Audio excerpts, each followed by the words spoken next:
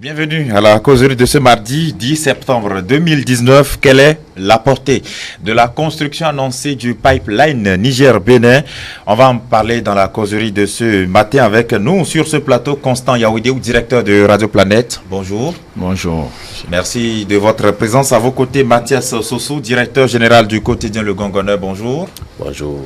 Et puis Eloge Ganaro, directeur général du quotidien Le Grand Matin. Bonjour. Bonjour chers confrères, bonjour chers consoeurs. Bonjour. Et bonjour à tous. Voilà, merci à tous d'avoir répondu une fois encore présent à notre appel de ce mardi. Le gouvernement béninois a annoncé la construction d'un pipeline pour justement faire passer des hydrocarbures. Ici, au Bénin, ça va partir du Niger et pour arriver à Sémé. On va suivre un peu le reportage qui nous est présenté par Latif Boni à l'occasion de la présentation de ce projet. Une présentation qui a été faite par le ministre de l'eau, Samou Seydou Adambi. C'était le jeudi 5 septembre dernier. Suivez plutôt. Un Samou Seydou Adambi impérial dirigeant une conférence de presse où sont conviés journalistes et patrons de presse.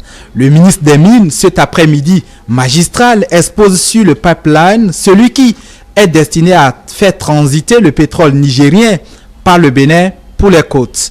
Les travaux, leur durée 2 ans, leur ampleur énorme vu la distance que va parcourir la tuyauterie, 687 km traversant et touchant 17 communes. Une inédite opportunité pour les opérateurs économiques. Un investissement de cette taille, forcément, les gens vont chercher à savoir où se trouve le Bénin.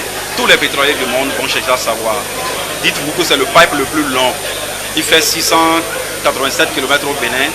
Mais plus la partie nigérienne, ça fait 2085 km de long. C'est le pipe le plus long en Afrique et donc ça doit attirer l'attention de tous les pétroliers du monde. Quand on sait que l'entreprise également qui a décidé de faire cet investissement est pratiquement la plus grande entreprise en matière de pipe dans le monde avec environ 180 000 km de pipe à travers le monde et plus de 150 000 emplois permanents qui ont été créés. Notre pays également participera désormais, d'ici 2 ans, une fois que les travaux seront terminés, à entrer sur la liste des pays qui abritent des pipes. 600 milliards de francs CFA d'investissement privé direct sans un seul copec de la partie béninoise, le chantier est sans précédent. Son démarrage est imminent et juste quelques détails encore à régler pour que les travaux proprement parlés se constatent sur le terrain. Aujourd'hui, nous annonçons 500 emplois, 500 emplois permanents, 3000 pendant les 2 ans, qu'on le veuille ou pas, chacun, pas tout le monde nécessairement, mais les services connaissent. Et les effets de drainage que cela va entraîner pour notre pays, qu'on ne le veuille pas, c'est pour les générations à venir, pas seulement pour nous. Nous allons voir le début, mais la fin, c'est pas pour nous. Même si on sera en vie, c'est pas évident qu'on soit encore aussi actifs sur ces chantiers, sur nos enfants, sur nos petits-enfants, dont nous construisons à travers le PAG, un Bénin du futur, un vrai Bénin du futur qui pourra être donc autonome de cette année et janvier de l'année prochaine si tout va bien. C'est aussi un projet qui va permettre à notre pays d'améliorer la mobilisation des ressources parce que le passage de cette quantité de pétrole par notre pays entraîne forcément des droits que nous allons engranger à travers la douane. Aussi, ce sont des activités commerciales, que ce soit la société mère WAPCO Bénin, ou soit les sociétés qu'on appelle les sous-traitants, forcément auront des impôts à payer. Et tout ça là réuni va améliorer de façon significative la mobilisation des ressources pour notre pays.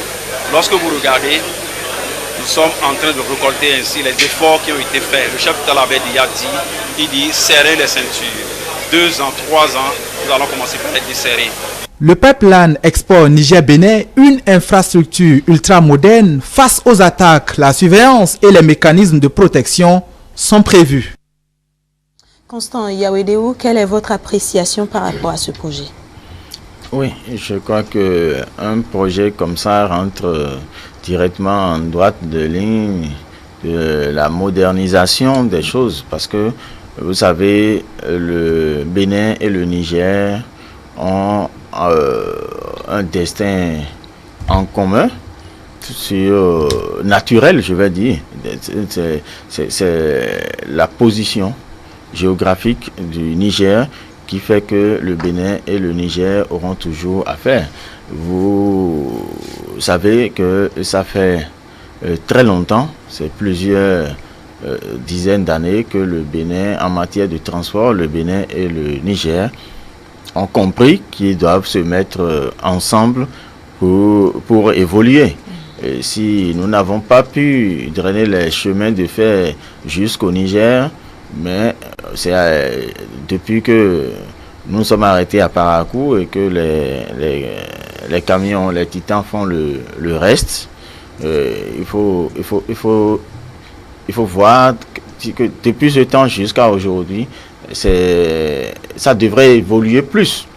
On a même parlé déjà de l'extension du chemin de fer vers là-bas. Donc, nos destins sont liés de ce côté-là parce que le Niger ne sera plus jamais au bord de la mer.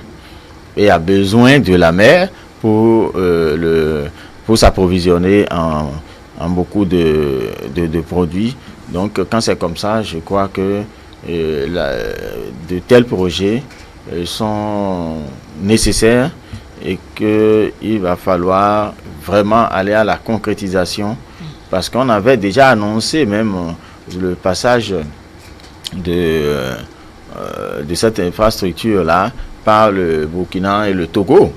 Donc, je crois que si c'est revenu au Bénin, c'est beaucoup de facteurs dont on pourrait peut-être en parler plus tard, parce que une infrastructure comme ça, qu'il faut faire passer dans un pays ou dans des régions, ça implique nécessairement des garanties de sécurité.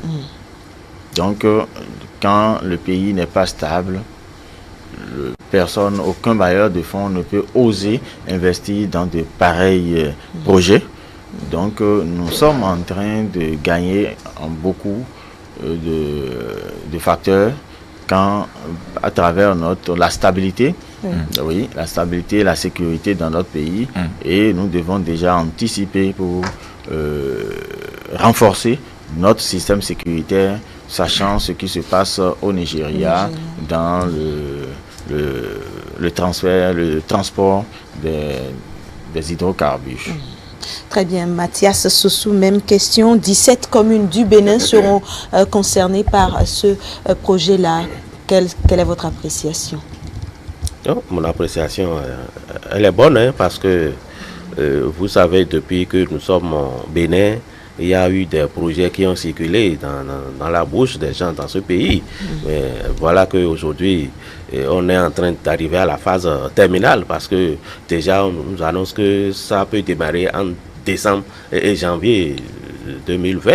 C'est-à-dire que la tradition est en train d'être répétée ici quand on dit que quel que soit le jour, un jour, le jour où se lèvera. Et c'est ce jour-là qui est en train de se lever. Et nous sommes en train de constater aujourd'hui que le projet gazoduc ou bien en tout cas pipeline dont le ministre vient de parler est devenu une réalité. Et ça va permettre, comme l'a dit mon confrère, Sa Majesté Yawedeou, ça va traverser 17 communes. Et nous savons que ces 17 communes qui seront traversées, je crois qu'il va y avoir nécessairement des avantages pour ces communes. Il y a notamment la construction des infrastructures communautaires, comme on le constate déjà au niveau des communes qui sont traversées par des bitumages, des routes et consorts. Toutes les écoles qui sont en bordure des voies bitumées sont reconstruites entièrement. Et je crois que ce sera de même pour ce projet qui va traverser nos communes, pour le Niger. Et ce sera quand même pour le bonheur de la population. Ce n'est pas seulement la construction des infrastructures communautaires. Le ministre a parlé tout à l'heure des emplois qui seront permanents. Près de 3000 emplois permanents. Et cela, après ça, il y a quand même les retombées pour le pays même. Il a parlé des frais de douane, en tout cas des différents frais liés à cela. Et ça fait quand même grandir l'économie du pays. C'est quand même pour le bien-être de la population et pour le développement. Et pour m'en arrêter là, je dirais que c'est l'heure du développement qui est arrivée. Le développement de notre pays est venu par ce mandat et que nous allons attendre pour voir la suite de ce que ça va donner. Très bien. Eloge Ganaou. Oui, merci. Je dirais que ça, c'est du réel, c'est du concret. Je dis que c'est du réel, c'est du concret. Parce que dans ce pays, vous vous rappelez, on nous a dit que le Bénin, on a trouvé un gisement de pétrole au Bénin. Et on nous a montré quelques gouttes, je ne sais pas, de liquide dans un verre. C'est ça pour dire que désormais, qu'on a du pétrole. On a du pétrole et que le Bénin va entrer dans le cercle des grands pays pétroliers. Oui. Vous le savez très bien. Jusqu'à présent, je ne sais pas où se trouve ce projet-là. Et qu'est-ce que nous exploitons, qu'est-ce que nous exportons, je n'en sais rien. C'est pourquoi je dis, ça c'est du réel, c'est du concret. Donc, il vaut mieux qu'on nous parle du concret, n'est-ce pas? Parce que ceci, on doit quand même, même si on peut mentir et emballer, n'est-ce pas, des millions de Béninois dans de l'irréel, ceci, ça concerne deux pays. Ce n'est pas que le Bénin. Le Niger est concerné, n'est-ce pas? Et on n'a pas dit que c'est ici qu'on a trouvé le pétrole. C'est du pétrole brut qui sera transporté du Niger et le Bénin, de par sa position géographique, n'est-ce pas, va servir quand même, va bénéficier des infrastructures qui permettront d'exploiter ce pétrole brut-là. Donc c'est du concret. Et vous savez qu'un projet de cette taille-là, voyez-vous, d'un coût global de 600 milliards d'investissements directs étrangers. Le Bénin n'a pas un seul franc à dépenser, n'a pas de ressources à dépenser à ce sujet-là. Voyez-vous? Donc c'est très très important. Et voyez, tout à l'heure j'ai suivi le ministre qui disait que en réalité c'est le plus long pipeline en Afrique. De l'Afrique. Donc c'est inédit. C'est inédit, c'est une très grande opportunité. Et là, je crois que le Bénin a pu quand même marquer un grand coup. Et je dirais félicitations aux autorités parce que, en fait, voyez-vous, le Bénin n'est pas, comment dirais-je, le seul pays de la sous-région. Tout à l'heure, mon confrère Yawedou a parlé du Togo, du Burkina Faso. Comment nous avons pu, comment le Bénin a pu, n'est-ce pas, convaincre les autorités nigériennes qu'est-ce qui a pu militer en notre faveur. Ce n'est pas le simple citoyen qui allait discuter, qui allait négocier. Nous avons des autorités, nous avons des dirigeants qui sont allés parler en notre nom. Donc en réalité, je crois qu'ils ont pu quand même, surtout le président de la République, par sa persuasion, ce n'est pas la première fois, puisque nous l'avons vu à travers d'autres visites de travail à l'étranger, convaincre les partenaires sur la pertinence des réformes en cours au Bénin. Ce grand projet-là, si nous perdons, vraiment ce serait une grande perte. Donc je pense que ça a été quand même un grand coup qui a été tiré. Et tout à l'heure, mes confrères ont parlé de toutes les retombées. Bien sûr, on va y revenir tout à l'heure. Nous allons en venir tout à l'heure. Mais je dis déjà que c'est une bonne chose. Et dans les années à venir, je crois que dans les mois à venir et les années à venir, ça va pouvoir contribuer au renforcement du tissu socio-économique et au bien-être des Béninois, surtout qu'il y a la question d'emploi. Justement, et c'est la question que j'allais faire à Constant Yawide, où le projet a un coût global de 600 milliards de nos francs CFA. L'État béninois n'a rien à mettre forcément dedans, mais en retour, l'État béninois va permettre à ses enfants d'avoir de l'emploi. On a annoncé 3000 emplois lors de la phase de construction et 500 emplois permanents lors de l'exploitation, c'est-à-dire après la construction, il y aura 500 personnes recrutées pour rester là de façon permanente. Et on a entendu tout à l'heure, dans l'élément, le projet, ce pipe-là est long, au total, de 2085 km lorsqu'on compte le Bénin et le Niger. Et le Bénin seul va offrir 687 km de ce pipe-là sur 17 communes au total. Alors, en matière d'emploi, c'est un casse-tête véritable pour les autorités. Est-ce que ce projet-là ne vient pas vraiment donner un offre de soulagement à la jeunesse béninoise? Absolument. Vous savez, quand on parle d'emploi et d'emploi permanent, c'est plus intéressant. C'est plus intéressant que d'offrir des emplois temporaires. Vous voyez, des emplois temporaires aux gens qu'on comptabilise, on dit que c'est des emplois et tout. Mais à partir du moment où on commence par la taille d'industrie, quand est-ce que le Niger va finir d'exploiter son pétrole? C'est ça, dans la durée, l'emploi est là. Et ça s'impose parce qu'il s'agit d'hydrocarbures. On ne peut pas ne pas s'occuper de ça sérieusement et correctement. Donc, c'est des emplois, non seulement, c'est des emplois, ça fait beaucoup d'emplois, mais c'est des emplois sérieux. c'est des emplois sérieux. Dès qu'il y a, je le disais tantôt, dès qu'il y a un petit problème au Nigeria, vous voyez sur leur conduite, vous voyez ce qui se passe dans la sous-région. Vous voyez, donc on est en train de parler de 500 emplois permanents et 3000 en 2 ans. 3000 en 2 ans, mais il n'y a pas que ça. Oui. C'est quand ça va commencer qu'on verra qu'il y a d'autres emplois qui vont se greffer à ça. Oui. Parce que des gens sont obligés, à partir du moment où c'est des humains qui doivent s'installer pour s'occuper de ces infrastructures et s'occuper de l'entretien, s'occuper de l'administration, de tout ça, il y a des emplois qui se greffent à ça systématiquement. Et il n'y a pas que ça. Il y a aussi à partir du moment où un service est installé, vous voyez une bonne dame tout de suite à côté en train de commencer par préparer à manger à ceux-là. Vous voyez, donc c'est des restaurants qui s'installent, c'est des buvettes qui s'installent, comme ils ne sont pas de là, ils sont obligés de prendre des locations. Donc quand vous avez votre habitation et vous êtes sûr d'avoir de locataires, mais qui vous rapportent de l'argent à la fin du mois, c'est plus qu'un emploi permanent. Et vous savez que là, il doit avoir forcément des employés, parce que c'est un projet qui va rester très longtemps. Oui. Donc, c'est comme ça que ça va arranger beaucoup d'autres.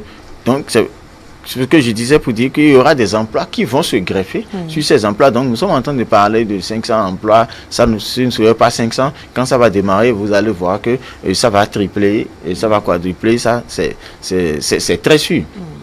Donc, je disais, quand c'est des industries qui sont installées, les emplois sont plus que permanents parce que on est très sûr que ça doit durer dans le temps.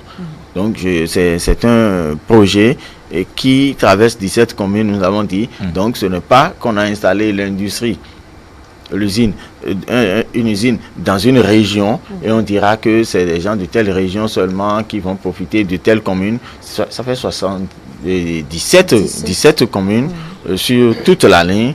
Je crois que ça doit pouvoir rapporter beaucoup d'emplois que ce que nous sommes en train d'annoncer là même. Mathias Sossou, le social est touché directement. Oui, ça là, on ne cessera de le dire. Quand vous parlez d'emploi, emploi égale à social.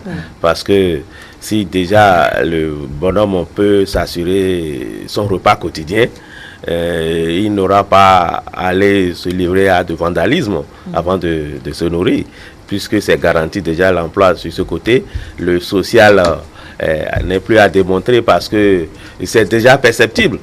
Les 500 000 qui seront peut-être multipliés, quadruplés, triplés, si vous le voulez, c'est toujours pour le social.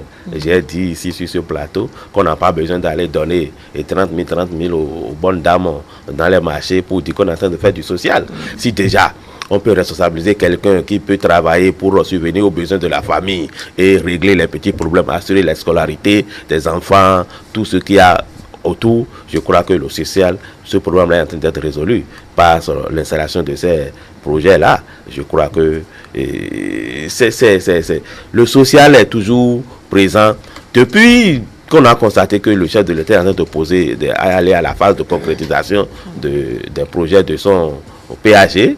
Le social est au cœur et nous applaudissons comme on le fait souvent, parce que quand un président qui vient répond aux aspirations de la population, aux besoins du peuple, je crois que il faut quand même le louer pour ça. Ce n'est pas donné à n'importe qui. Les présidents se sont succédés à la tête de ce pays.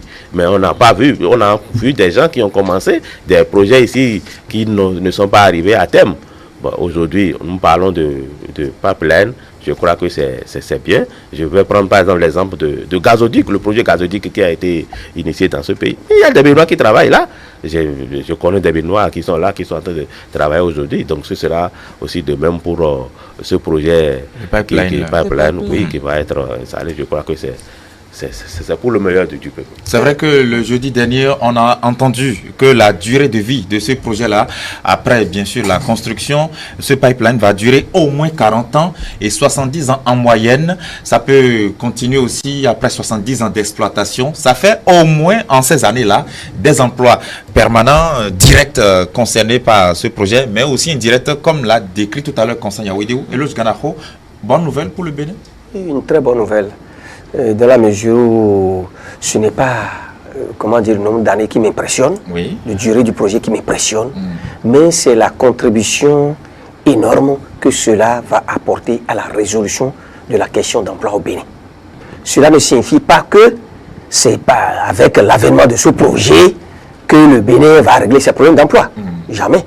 Mais ça va prendre une partie. D'accord, vous êtes d'accord avec moi. Ce n'est pas le projet de pipeline soit au Bénin Niger qui permet au Bénin maintenant de régler tous ces problèmes d'emploi. Ce n'est pas ça. Mais ça apporte une contribution énorme à la résolution des problèmes d'emploi auxquels le Bénin est confronté comme d'autres pays. Parce qu'il ne faudrait pas penser que c'est ici seulement au Bénin qu'on a des difficultés d'emploi, qu'il y a des diplômés sans emploi et qu'il y a des chômeurs. Il y en a même en Europe, en France et ailleurs, il y en a. D'accord? Mais ce qu'il faut faire remarquer surtout, c'est que, en plus, en outre des efforts déjà consentis par le gouvernement, parce que, écoutez, il y a des recrutements, depuis 2016, même avant le président Talon, il y a toujours des recrutements, d'accord? C'est vrai que nous insistons sur le fait qu'aujourd'hui, dans la réalité, pour être objectif, il ne faut pas que les jeunes que nous formons, d'accord, les Béninois que nous formons, attendent seulement que l'État leur donne le travail, l'emploi, d'accord? C'est pourquoi nous parlons de l'entrepreneuriat. D'accord. Et l'État fait déjà beaucoup d'efforts.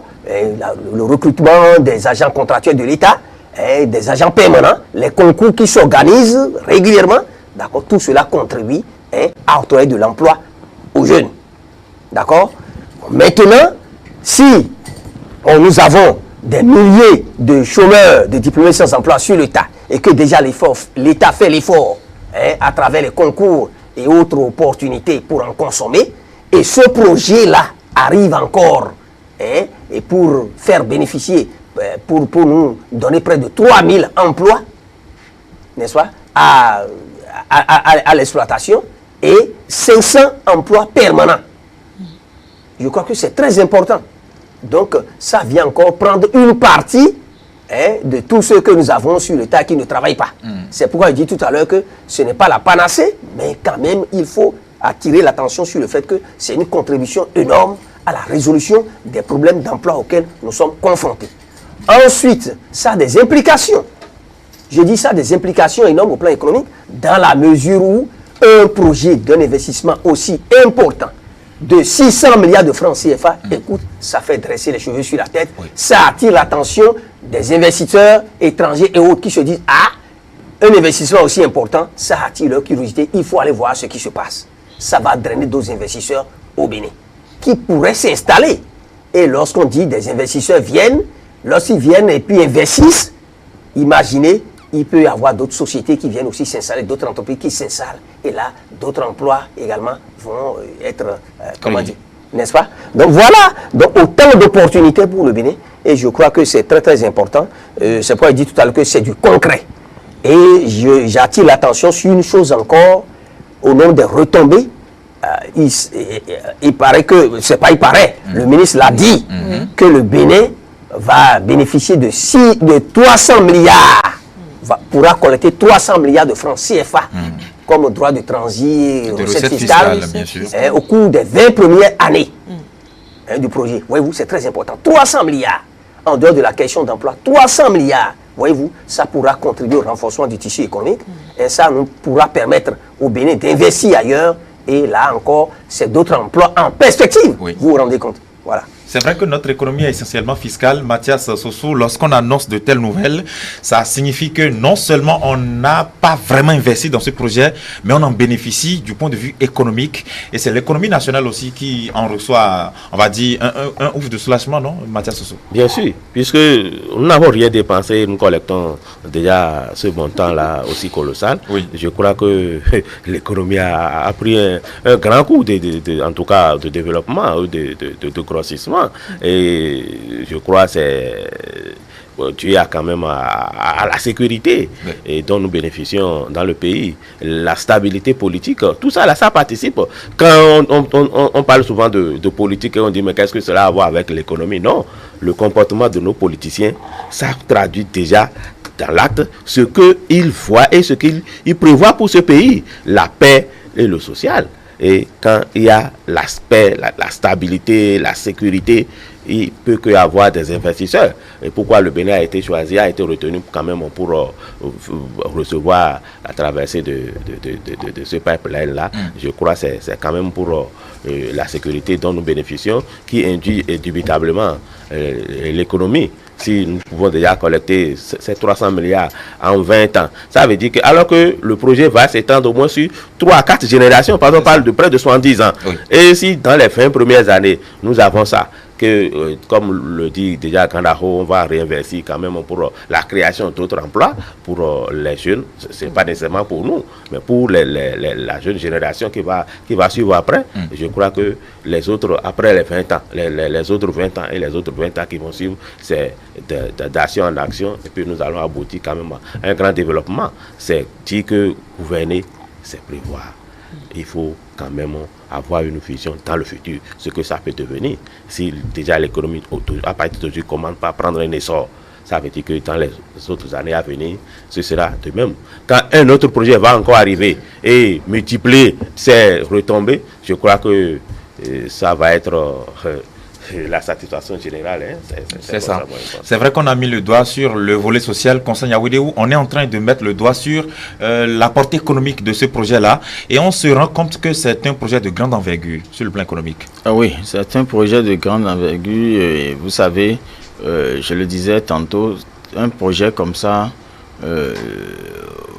forcément, rassure sur le plan de la stabilité politique, on l'a dit tout à l'heure.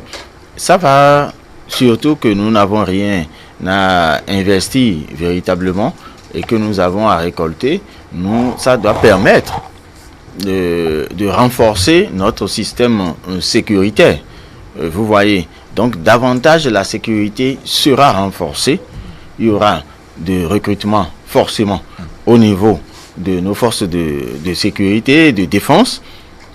Parce que pour sécuriser 700 km, pour sécuriser 700 km sur 17 communes, je crois que ce n'est pas le nombre de forces de sécurité que nous avons aujourd'hui qu'il faut encore déployer de ce côté-là. Donc, il y aura forcément des recrutements. Donc, plus le pays est sécurisé, plus les investisseurs vont venir s'installer dans le pays. Et là, maintenant, ce n'est plus à Cotonou ou à Porto-Novo ou à Saint-Messeul que les investisseurs vont chercher à s'installer.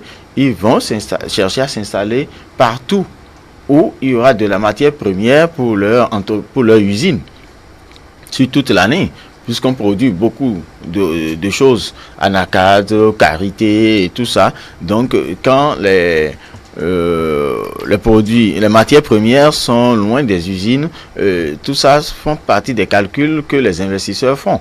Mais quand ils sauront qu'il y a un système de sécurité bien déployé dans le pays et que ça les rassure, nous allons voir que ces investisseurs vont envahir le pays, plus non au sud ni dans le nord, mais ça va être sur toute la ligne et ça va renforcer même l'économie des communes. Pour le développement, à la base, les communes vont également profiter parce que toutes les communes que ce projet-là traverse vont bénéficier. C'est les 300 milliards dont on parle n'iront pas seulement directement à la caisse centrale, non. Les communes seront intéressées, impactées par tout ça, et tout ça là va renforcer l'économie nationale. Vous voyez donc l'impact économique est d'office là. Ce n'est pas seulement le direct, mais il y a d'autres corollaires qui vont permettre le développement économique de notre pays. Et là, ça pose aussi déjà l'autre problème. Ça nous oblige à développer les voies pour des transports, parce que à partir du moment où les investisseurs commencent pas à venir, pas installer de petites industries un peu partout, donc notre réseau routier va se développer davantage et tout ça participe à l'essor de l'économie et peut-être notre fameux projet de route, les chemins de fer. Oui, oui. La boucle ferroviaire. La boucle ferroviaire. Oui. Et voilà, ça doit peut-être prendre aussi. Oui. Épine dorsale, justement. Épine dorsale. Donc, c'est un projet qui doit pouvoir commencer, on doit pouvoir anticiper pour régler aussi des problèmes à ce niveau-là. Sinon, ça va commencer par nous créer encore d'autres problèmes et on ne pourra pas bénéficier tôt de tout ce dont on peut bénéficier. Donc, les retombées économiques sont énormes. Eloge Ganaro, sur le plan diplomatique également, il y aura des avancées. Beaucoup d'avancées parce que nous parlons actuellement du Niger, du Bénin. Oui. D'accord? Niger, du Bénin. Mais on se souvient de l'OCBN. L'OCBN. Bien sûr. Mais vous êtes d'accord avec moi qu'il s'agit du transport du pétrole brut et de son exploitation. Le pétrole brut qui sera transporté, ça passe par le Bénin. Et lorsqu'il s'agit de l'exportation de ce produit-là, vous savez que ça part du Niger, ça passe par le Bénin, mais on exporte vers où? Vers plusieurs pays. D'accord? Donc forcément, ces pays auront le regard tourné vers le Bénin. Ça aura un impact vers l'extérieur. D'accord? Et dans ces conditions-là, vous voyez, c'est comme si le Bénin est en train d'être propulsé au rang des grands pays pétroliers. Hein? Sans avoir des gisements de pétrole, je crois que le Bénin est ici en train d'être propulsé au rang des grands pays pétroliers. Parce que là où le pétrole ira, je crois que ces pays-là, forcément, auront des relations avec le Bénin. Ça, si les pays qui ont déjà des relations, ça contribuera à renforcer davantage les relations entre les pays de la sous-région, parce que ce ne serait plus seulement le Niger, Burkina Faso, le Nigeria, le Togo et autres, mais ça rend plus visible notre pays, le Bénin, n'est-ce pas? Et vous savez, le pétrole aujourd'hui, quand on en parle, les grands pays pétroliers, voyez-vous, décidément, c'est pas tous les pays, c'est pas tous les pays, donc les implications sont très fortes. Donc nous devons avoir le regard sur ça. Et surtout que les confrères ont insisté là-dessus tout à l'heure, il y a beaucoup de raisons qui ont milité en notre faveur. C'est vrai qu'il y a la proximité de notre pays avec le Niger, mais n'oubliez pas que le Bénin avait de très bonnes relations commerciales avec le Niger. Et en plus de ça, nous disposons d'un code d'investissement, en plus d'une loi sur l'embauche. Toutes choses qui mettent en confiance les partenaires, les investisseurs. Parce que ça contribue à sécuriser l'environnement des affaires. Dernièrement, on en a parlé suffisamment au cours du sommet de Tokyo, TICAD. La TICAD, bien sûr. Il est question du climat des affaires, l'environnement des affaires. Les investisseurs ne peuvent tourner leur regard vers nous et ne peuvent véritablement investir que si, n'est-ce pas, de bonnes dispositions sont prises, il y a un cadre juridique digne du nom, de bonnes dispositions prises pour que les affaires soient sécurisées. Et au Bénin, aujourd'hui, je crois que beaucoup d'efforts ont été consentis dans ce sens-là. Ce qui pourra vraiment, véritablement convaincre les investisseurs. Et avec ce projet encore qui va nous rendre visibles, ceux qui ne connaissent pas encore le Bénin, ce serait une occasion, puisque vous parlez de la diplomatie, de connaître davantage le Bénin. C'est l'image du Bénin qui sera, n'est-ce pas, davantage grandi. Et nous pourrons vendre davantage le Bénin pour l'intérêt de nos populations. C'est vrai, Mathias Sossou, que à toute fin utile, on le rappelle une fois encore, ce projet va quitter Agadez. C'est une région située au nord du Niger. Ça va traverser tout le Niger, venir à Malanville, au nord du Bénin, donc quitter là pour venir à Semé. Et on sait que justement, lorsqu'on voit un peu toute l'ampleur de ce projet-là, on se rend compte que c'est vraiment un projet de grande envergure, mais on sait aussi que ça aurait pu passer par le Burkina Faso, le Togo, le Cameroun, le Nigeria.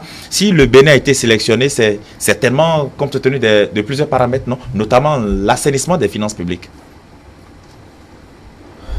L'assainissement des finances publiques en a été pour quelque chose, parce que si on confie, on fait bénéficier ce grand projet à notre pays, il y a eu certainement des paramètres que les gens dû étudier. Oui. Et ce n'est pas au hasard que notre pays a été arrêté. Comme tu l'as dit, on pouvait quand même passer par d'autres pays. Mais pourtant, on a choisi le Bénin. On l'a déjà dit ici. Il y a la stabilité politique, en tout cas. Il y a aussi le dynamisme du gouvernement, surtout à défendre quand même ces projets auprès de leurs homologues. Il faut savoir négocier aussi. Il faut savoir négocier parce que les pays sont quand même souverains. Ils peuvent décider de passer par où ils veulent. Oui. Et pourtant, il y a quand même le chef de l'État qui aurait dû nécessairement mis les petits plats dans les grands pour quand même que ce projet-là passe par le Bénin. Et il y a eu la diplomatie qui a joué sur ce plan, vu l'engagement de ce gouvernement à faire prospérer l'économie, l'assainissement des finances publiques, tout ça. Je crois que ça peut rassurer quelque peu les investisseurs. Et je continue de le dire, ça a participé au moins à peser un peu dans la balance pour que ce projet-là passe par le Bénin. Constant Yaoudéou, des investisseurs peuvent venir juste après avoir vu qu'on a fait confiance au Bénin à travers un tel projet? Ah oui, parce que dans un pays où il n'y a pas la stabilité, les investisseurs n'osent jamais y mettre pied. C'est un risque pour eux. C'est un risque pour eux. Beaucoup de pays africains en ont appris à leur dépens. Et c'est pour ça que j'insiste sur la stabilité politique. Nous avons, c'est une mine d'or que nous avons et que nous devons forcément préserver. La paix dans ce pays. Et je crois ils ont fait leurs calculs et ils se sont dit il vaut mieux retenir le Bénin. Est-ce qu'ils n'ont pas raison quand aujourd'hui on voit ce qui se passe au Burkina? Pas plus tard qu'hier, il y a eu encore attaque avec des morts par-ci, des morts par-là. Cette instabilité qu'il y a aujourd'hui, est-ce qu'ils n'ont pas déjà étudié tout ça? Voir que le Burkina sera tout à l'heure un pays à risque et dire non. Quel que soit ce qui se passe, le Bénin n'arriverait jamais à ce niveau-là. Il vaut mieux qu'on compose avec le Bénin. Je crois qu'ils ont déjà raison pour ce qui se passe aujourd'hui au niveau du Burkina Faso, du sud au nord, de l'est à l'ouest, avec les djihadistes et autres. Même le Niger ne fait pas exception à la règle. Même le Niger ne fait pas exception à la règle. Donc vous voyez, donc notre stabilité politique joue beaucoup. Et dans un pays où il n'y a pas la stabilité politique, les investisseurs n'y mettent jamais pied. Donc ça joue beaucoup. Notre maturité politique joue beaucoup. Et je crois que nous devons faire l'effort de rassurer davantage les investisseurs parce que nous sommes dans une position géographique et économique très enviée par rapport au Nigeria. Et il n'y a que le Togo qui nous sépare du Ghana. Donc c'est une situation économique, géographiquement très bien pour notre développement. Parce que entre le Nigeria et le Ghana, si un pays se retrouve là aujourd'hui, et que le Niger, à partir du haut, trouve que nous sommes des partenaires crédibles avec qui on peut partager les intérêts de la mer, je crois que le bon Dieu nous a tout donné et il ne reste qu'à en profiter. C'est ça. On va évoluer dans les échanges de ce matin tout en apaisant un peu les différentes familles éplorées dans des différentes attaques terroristes que l'on enregistre sur le continent africain. Et au Bénin, le gouvernement a décidé de la création de l'Autorité nationale de sûreté radiologique et de radioprotection.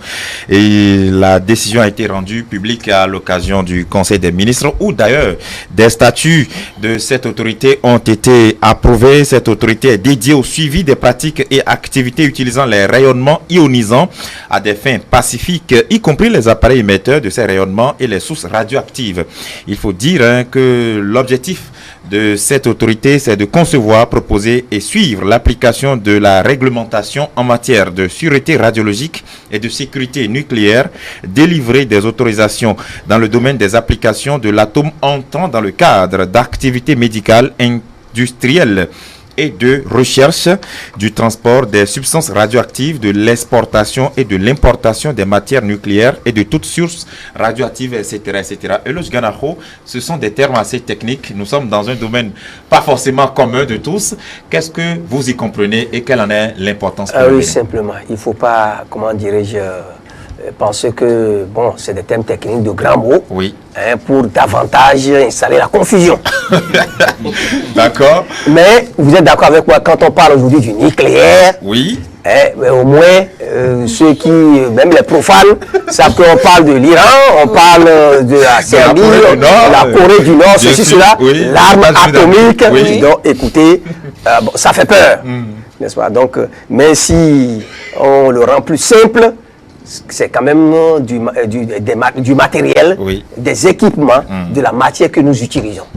Hein, de la radiologie, on peut trouver ça dans les hôpitaux, les centres de santé, oui, n'est-ce pas? Lorsque, bon, on essaie, nous avons quelques problèmes de santé, quelques pathologies, et c'est à travers la radio qu'on arrive à faire le diagnostic, à détecter le mal en question.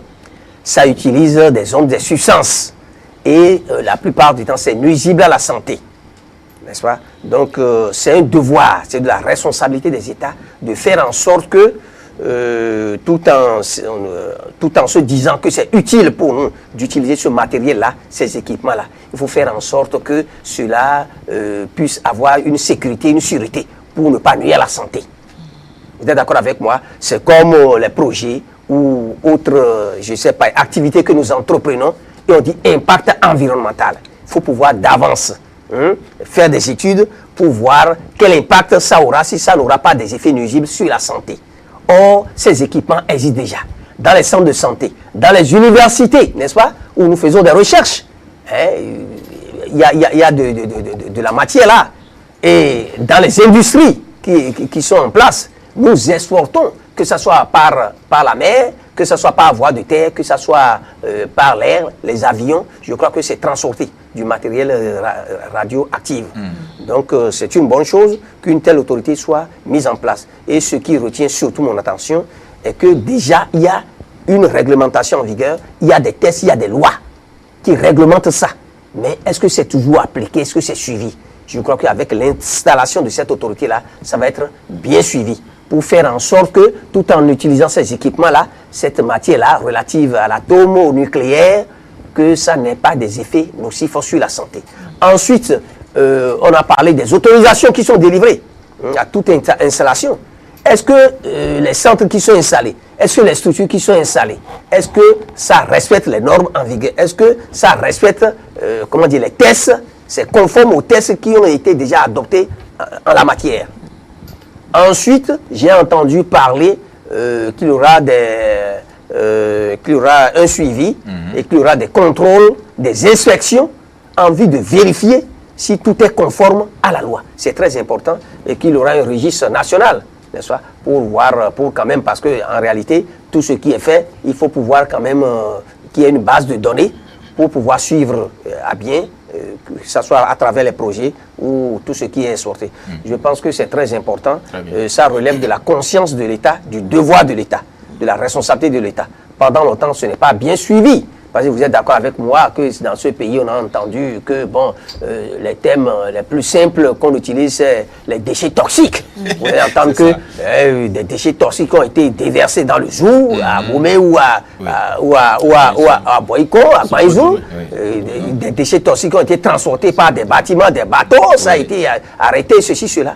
Voyez-vous, un État responsable, un État sérieux doit pouvoir contrôler tout ça. Très bien. Et c'est ce que l'État a décidé de faire en matière sociale. Oui, et par là, je note le sens d'anticipation du gouvernement. Anticiper sur ce plan, vraiment, c'est appréciable parce que moi, je prends des thèmes terre à terre, comme on parle d'autorité de régulation. Nous avons l'autorité de régulation au niveau des médias. Et le rôle que la HAC joue, par exemple, au niveau des médias, et le rôle que l'autorité de régulation des communications électroniques et de la poste. Donc, c'est ce rôle que jouera l'autorité de régulation de la sûreté, quelque chose, en tout cas... Autorité nationale de sûreté. Voilà, de sûreté, voilà.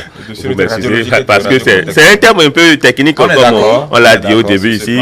Et vous savez, il y a au moins 5 ans, non, où il y a eu la construction de Maria Gleta, oui. un là, où à l'Assemblée, les députés ont effectué un débat et ont parlé des appareils de 1940, des appareils qui ont servi plutôt à faire la guerre mondiale, que les gens ont ramené dans ce pays pour produire l'électricité pour nous dans le pays. Et qu'ils ont dénoncé cela. C'est resté comme lettre morte. S'il y avait cette autorité de régulation, je crois que ils auraient quand même mis un doigt sur le sujet et peut-être même empêcher qu'on amène ces appareils dans le pays pour venir produire de l'électricité pour nous ici. Et c'est le rôle en fait que doit jouer cette autorité de régulation dans les hôpitaux, ceux qui utilisent les appareils radio pour diagnostiquer les maux dont souffre la population.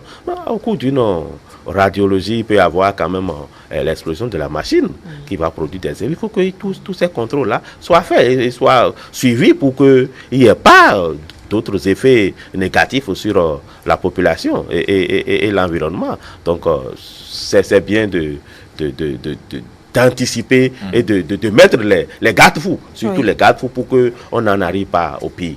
Constant, Yaouedéou. Merci. Je crois que ce dont nous parlons est d'une importance capitale parce que nous avons laissé la vie de nos vies, je vais dire, donc la vie des populations béninoises très très exposée. Parce que quand on parle de radioactivité, il faut savoir de quoi il s'agit. Il s'agit des rayons, des rayonnements d'ondes. Et je vais donner un exemple simple de base. Quand on parle de rayonnement, nous avons les rayons alpha, les rayons bêta et les rayons gamma. Avec un bout de papier comme ça, vous pouvez arrêter les rayons alpha, qui évoluent à tout au moins, si mes mémoires sont bonnes, à 16 000 km/h. Avec des plaques d'aluminium, nos casseroles, vous pouvez arrêter les rayons bêta, mais les rayons gamma, il faut installer des isolants en béton armés pour pouvoir arrêter ces rayons-là. C'est de la même catégorie que les rayons X. Mais tout ce que nous manipulons aujourd'hui, tout ce qui se retrouve dans nos environnements aujourd'hui, sont pour la plupart des émetteurs d'ondes. Nous sommes en train de parler dans un micro. Oui. Quand on va à l'intérieur, il y a émission d'ondes. Forcément. Les antennes que nous installons, les portables que nous utilisons, tout ça là aujourd'hui émettent. Les appareils de consultation, les amis l'ont dit tout à l'heure, les appareils de défense nationale, nucléaire, atomique et tout ça. Donc dans le domaine de la défense, dans le domaine de la santé, dans le domaine de la production électronique, nous avons des émissions d'ondes. Quel degré? On doit pouvoir classifier chaque onde au niveau de chaque émetteur pour que les populations soient protégées. Je crois que c'est ça l'objectif premier de l'installation de cette autorité pour que vraiment les populations soient sécurisées.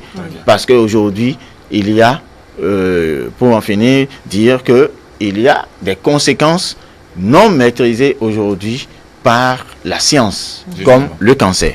Merci infiniment à vous, Constant Yaouedéou, directeur de Radio Planète. C'est toujours un plaisir de vous recevoir, ainsi qu'à vous d'ailleurs, Mathias Sossou, directeur général du quotidien Le Gongoneur.